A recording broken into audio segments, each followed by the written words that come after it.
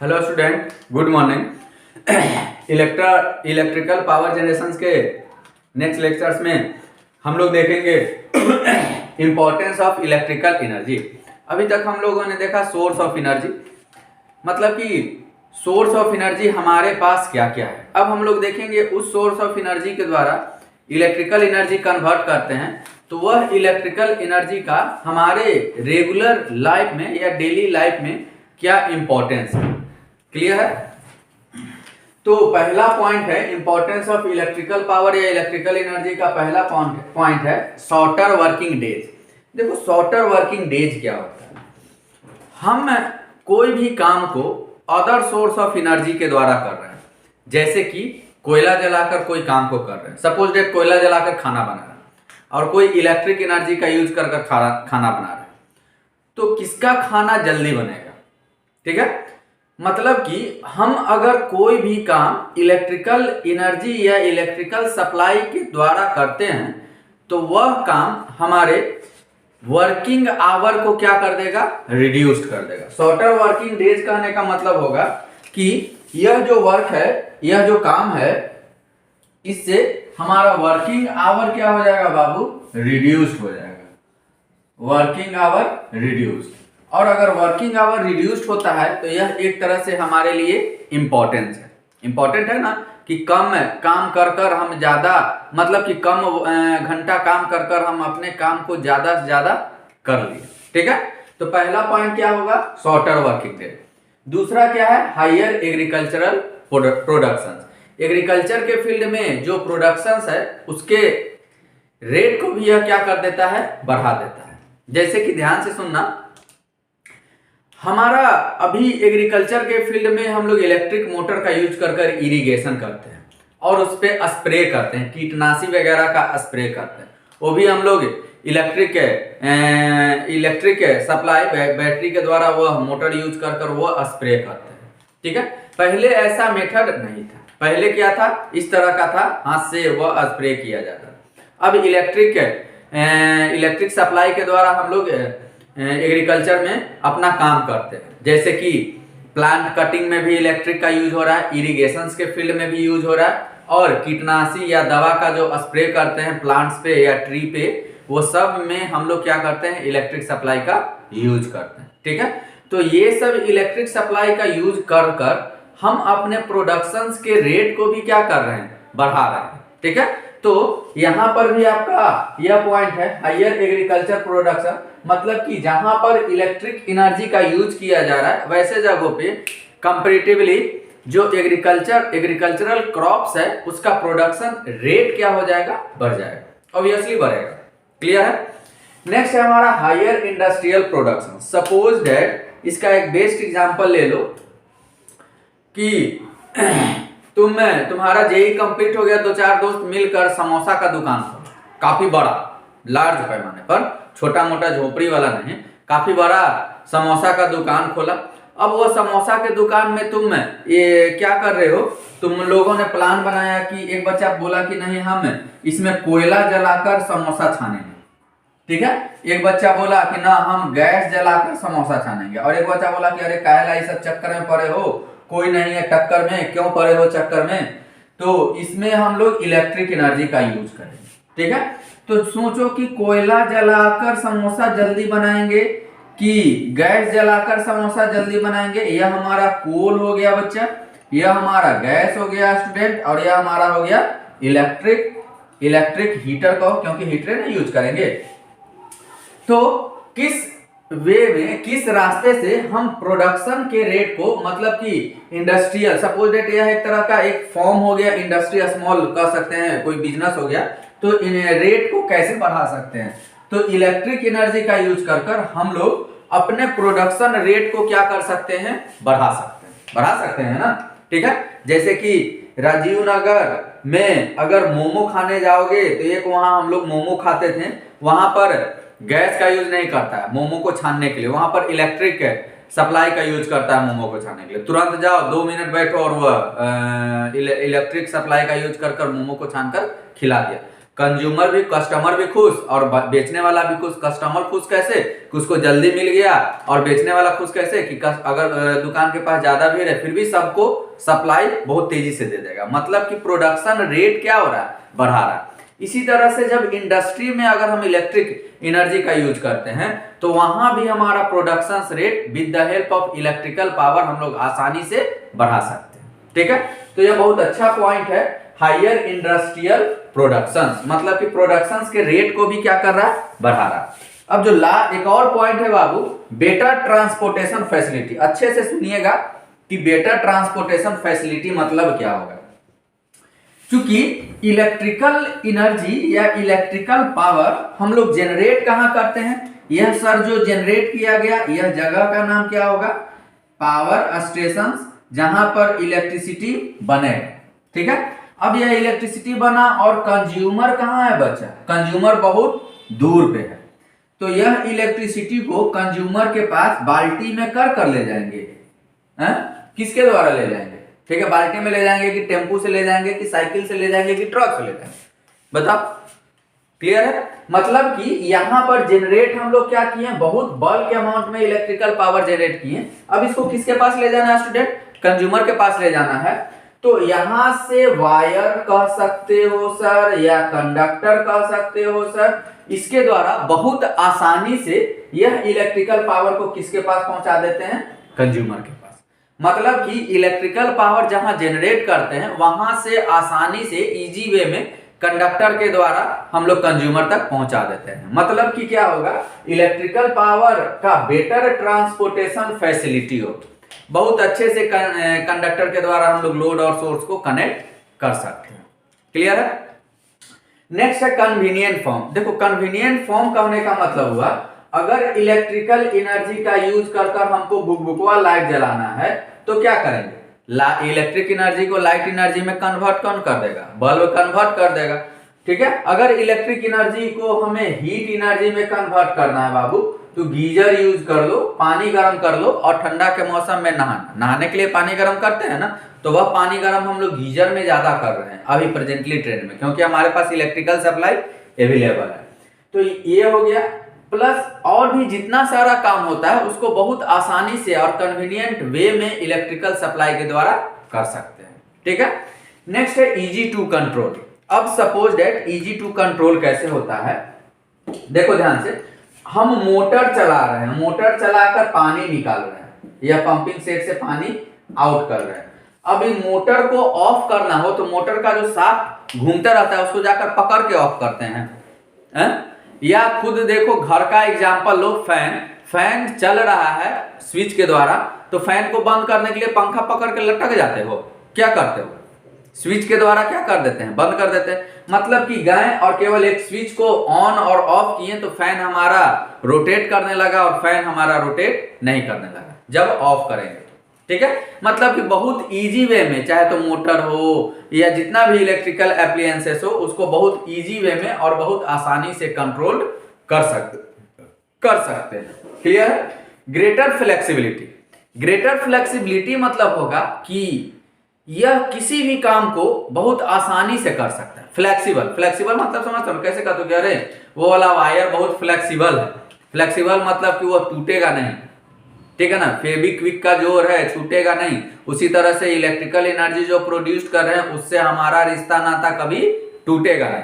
Clear है। तो greater flexibility कहने का मतलब कि यह काफी फ्लेक्सिबल है, वाइड रेंज में इसका यूज करते हैं, वाइड रेंज में, बहुत ह्यूज रेंज में यूज करते हैं। अब शायद तुमको कहीं भी वैसा प्लेस नहीं मिलेगा जहां पर इलेक्ट्रिकल पावर यूज नहीं किया जाता है। चाहे तो स्कूल ले लो, चाहे तो एक गोलगप्पा का दुकान ले लो, तो कहो गोलगप्पा का ठेला वाला दुकान ले लो, तो कहोगे सर वो टोका तार कहाँ से फंसा के लाएगा, अरे वो बैटरी चार्ज करके रखता है और रात जब हो जाता है तो वो बैटरी से बल्ब जला जाता है, भुकभुकवा लाइट जला देता है, और हमें गोलगप्पा खाने जाते हैं ना तो वही लाइट में गोलगप्पा गिन के वो पैसा लेता है। ठीक है, वह हो गया। हॉस्पिटल देख लो, हॉस्पिटल में कितना इजी वे में यूज किया जा रहा है। प्रेजेंट ट्रेंड में तो देखते हो जितना भी ऑपरेशंस वगैरह हो रहा है सब इलेक्ट्रिकल सप्लाई के द्वारा ही हो रहा है। जितना भी मशीन्स वगैरह देख लो, इलेक्ट्रिकल और इलेक्ट्रॉनिक्स मशीन्स ही सभी जगह। मतलब कि कह सकते हैं इलेक्ट्रिकल एनर्जी के बिना अब हमारे लाइफ का एग्जिस्टेंस कम होते जाएगा। ठीक है, सोच ही नहीं सकते हैं कि इलेक्ट्रिकल एनर्जी के बिना अब हम लोग रह सकते हैं। ठीक है, तो इंपॉर्टेंस ऑफ इलेक्ट्रिकल पावर का मेन मोटो है यह बताना है कि हम सोर्स के द्वारा, जो सन हुआ, विंड हुआ, कोल हुआ, न्यूक्लियर हुआ, डीजल हुआ या टाइडल हुआ, ये सब also a source of energy. वो भी क्या है, एक एनर्जी का सोर्स ही है। कोयला जलाकर भी हम दाल भात चोखा बना सकते हैं, बनाया है ना, DVC, दाल भात चोखा। और इलेक्ट्रिक एनर्जी के द्वारा भी हम लोग दाल भात चोखा बना सकते हैं।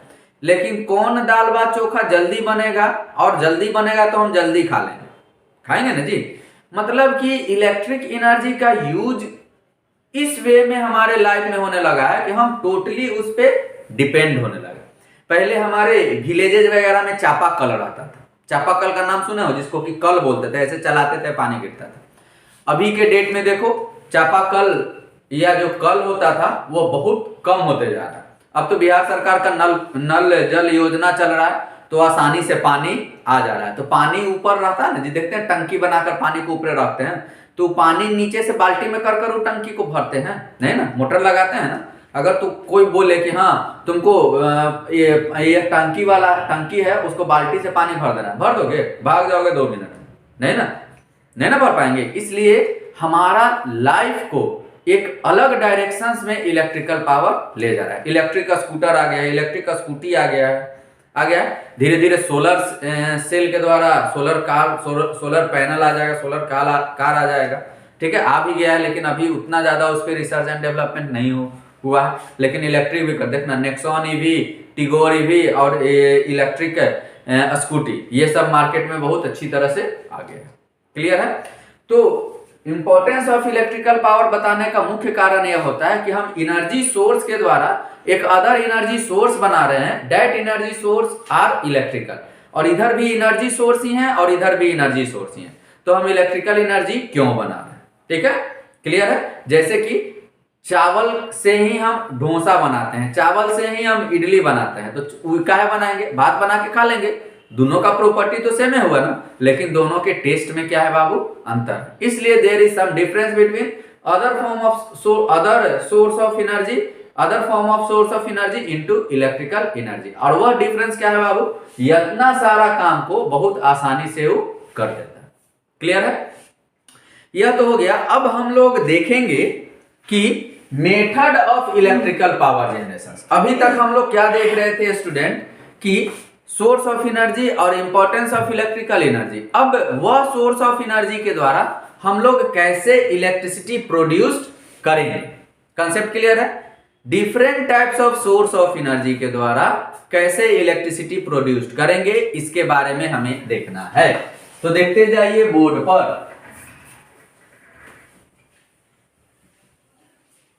पर देखते जाइए, और बुक्स वगैरह ले लो। सोर्स ऑफ एनर्जी का ऑब्जेक्टिव मिलेगा ग्रुप में, होली का होमवर्क रहेगा बाबू। सोर्स ऑफ एनर्जी का ऑब्जेक्टिव अप्रोक्सीमेटली 20-30 ऑब्जेक्टिव होगा, और जो भी ऑनलाइन वाले स्टूडेंट है उसको लाइव आकर सॉल्व कराएंगे और डाउट क्लियर होगा, इसलिए घबराइएगा नहीं। ठीक है, जहां पर लक्ष्य है वहां पर घबराने की आवश्यकता नहीं है। ठीक है, अब हमारा हेडिंग क्या होगा बच्चा, मेथड ऑफ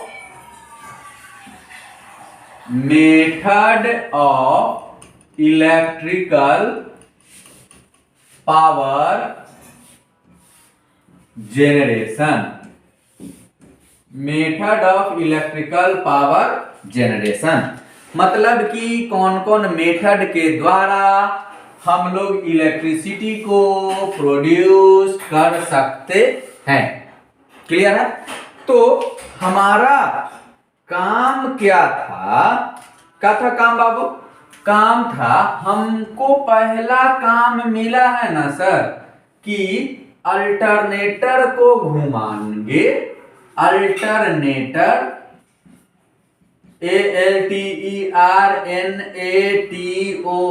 अल्टरनेटर के साथ को रोटेट कराएंगे।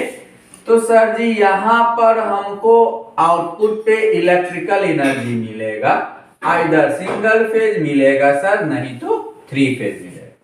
ठीक है, 2 फेज नहीं होता है, इधर सिंगल फेज नहीं तो 3 फेज। आप पढ़ोगे आगे, जैसे जैसे आगे जाते जाओगे पढ़ोगे कि why we use single phase and 3 phase, not use 2 phase. Clear है। अब इस अल्टरनेटर को घुमाने के लिए एगो खंती लगा होता है। खंती मतलब समझते हो, यह जो शाफ्ट हुआ ना, शाफ्ट कोची का बना होता है, स से शाफ्ट, स से सॉफ्ट आयरन, और इसी को हम लोग आम बोलचाल की भाषा में खंती बोलते हैं। खंती सभी के घर में होगा, जैसे बांस उस गड्ढा खन के गाड़ना रहता है जमीन में, तो खंती का ना यूज करते हैं, तो ये खंती सभी के घर में हो। अब जो है इस अल्टरनेटर को रोटेट कराने के लिए हम लोग क्या यूज करेंगे, टरबाइन। क्या यूज करेंगे बाबू सर, घिरनी यूज करेंगे। क्या यूज करेंगे, घिरनी। अब घिरनी को रोटेट कौची से कराएंगे रे बच्चा, ई घिरनी को रोटेट कराएंगे सर एनर्जी सोर्स से, या सोर्स ऑफ एनर्जी से। ठीक है, इस घिरनी को रोटेट किससे कराएंगे, सोर्स ऑफ एनर्जी से। तो जैसे ही ये घिरनी रोटेट करेगा तो यह हमारा शाफ्ट भी रोटेट करेगा, और अल्टरनेटर के शाफ्ट में भी रोटेशन होगा, और आउटपुट पे हमें क्या जलेगा, भुकभुकवा लाइट जलेगा। ठीक है। अब इस टरबाइन को रोटेट कराने के लिए हम तो कोयला को जलाएंगे, कोल को क्या करेंगे बच्चा, कंबसन करेंगे, या डीजल इंजन का यूज करेंगे, या न्यूक्लियर एनर्जी का यूज करेंगे, या सोलर सेल या सोलर थर्मल पावर प्लांट का यूज करेंगे, या हवा के द्वारा टरबाइन चलाएंगे, या पानी के द्वारा टरबाइन चलाएंगे, या गैस के द्वारा टरबाइन चलाएंगे, ईटीसी दे दो, इटसेट्रा। क्लियर है। तो कोयला को कंबसन करके कोल को जलाएंगे। सपोज डेट ही हमारा एक टब है, टब में पानी भरा हुआ है और इसके नीचे कोयला जला रहे हैं। हियर इज अ कोल जलाना। तो जैसे ही कोयला जलाएंगे तो ये पानी गर्म होकर खौले लगेगा, और खौलते खौलते ही कोची में बदल जाएगा, वेपर में, जिसको कि भाप बोलते थे। और यही भाप वाला रास्ता पे टरबाइन रख देंगे ना, तो ये भाप के स्पीड से, प्रेशर से टरबाइन का शाफ्ट टरबाइन का ब्लेड क्या होगा, रोटेट करने लगेगा, और इसी के कारण हमारा यहाँ जो शाफ्ट है ये भी क्या होगा, रोटेट करने लगेगा, और अल्टरनेटर घूमेगा, और आउटपुट पे भुकभुकवा लाइट चलेगा। क्लियर है। तो अगर हम कोयला का यूज कर इलेक्ट्रिसिटी बना रहे हैं, तब उसको क्या बोलेंगे रे बच्चा, थर्मल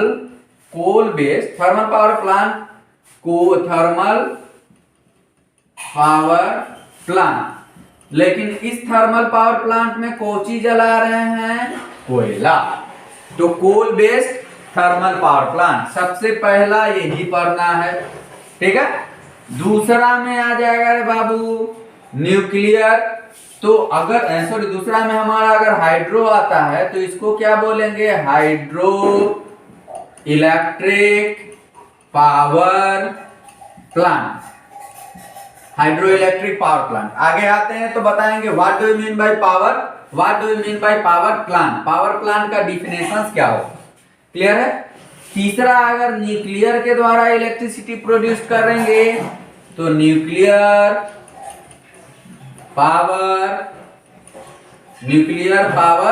प्लांट बोलेंगे। क्लियर है।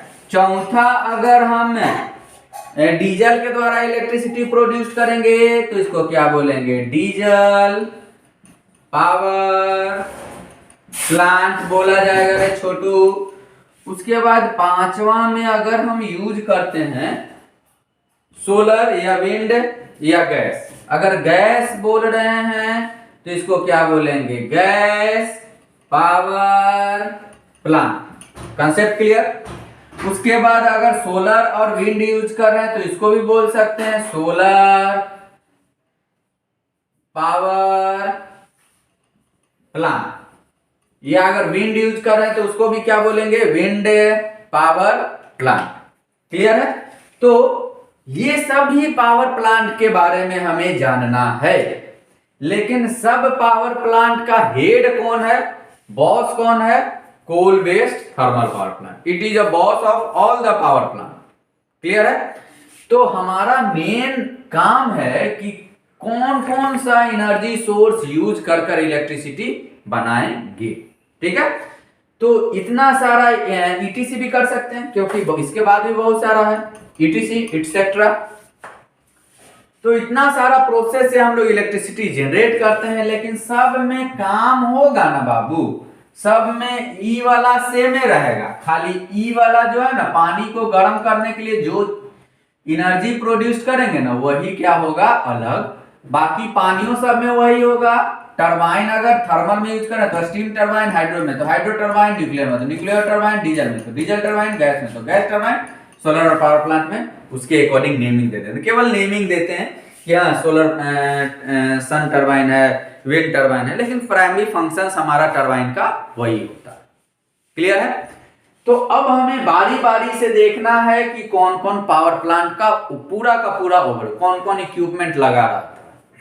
क्लियर है। तो सभी को बारी बारी से देखेंगे हम लोग कि कौन प्लांट में क्या क्या ऑक्सिलरी इक्विपमेंट लगा रहता है। ठीक है। तो अगले लेक्चर्स में हम लोग स्टार्ट करेंगे थर्मल पावर प्लांट।